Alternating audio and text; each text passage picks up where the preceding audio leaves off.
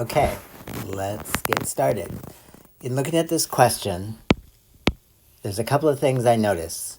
One is that the answers are all decimals, and I have the calculator icon, so at some point I'm probably going to want to get an expression that I can plug into my calculator to get an answer. The other is that when I look at my original integral expression, I have this 2g of x plus 1 and a g prime of x. So this is suggesting that u substitution might come into play for me somewhere because I've got a function and its derivative, which was something that might happen if I had used the chain rule to find this expression. So I'm going to start by figuring out what u should be, and it looks like the 2g of x plus 1 would be a good choice because it's inside the cosine squared argument. So du dx then is 2g prime of x without the 1, and dx is du over 2g prime of x. Making these substitutions, I'm not going to put boundaries on this yet. The g prime of x is there, but now it's cosine squared of u du over 2g prime of x. And here's where I get to cancel out my g prime of x's. So I've got an expression with only u's in it, cosine squared of u du. But now that I have u's, I need to think about the new boundaries. The original boundaries were from 0 to 3. So I need to figure out when x equals 3, then u is going to be 2g of 3 plus 1. And when x equals 0, u is going to be 2g of 0 plus 1.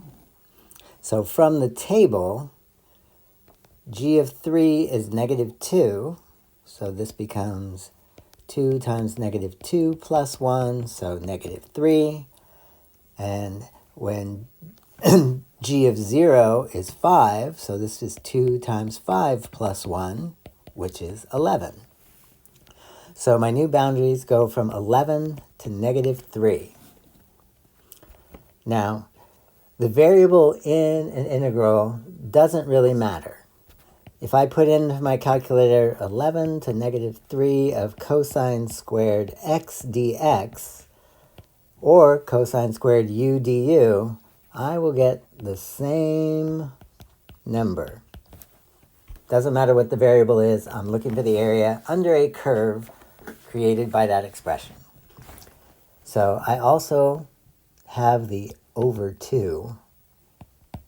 So I keep forgetting to put that in. But if I plug this expression in, 1/2 from 11 to negative 3 cosine squared x dx into my calculator, I get the negative 3.464 as my answer. Okay? Now, let us move on to option 2 here. Let me pull in the second screenshot. Oops, no. Files. Here we go. Let's move this over. All right, so this one, if f of x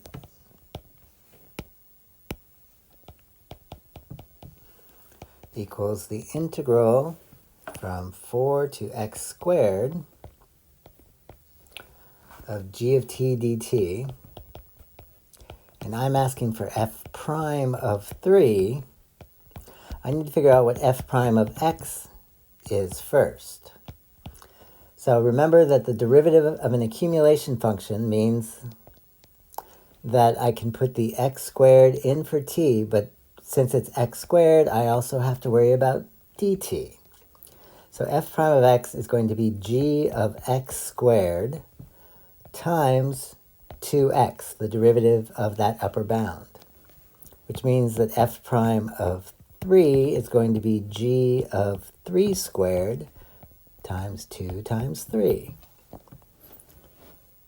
So since I have the graph, which is the g of 9 times 2 times 3, so to figure out g of 9,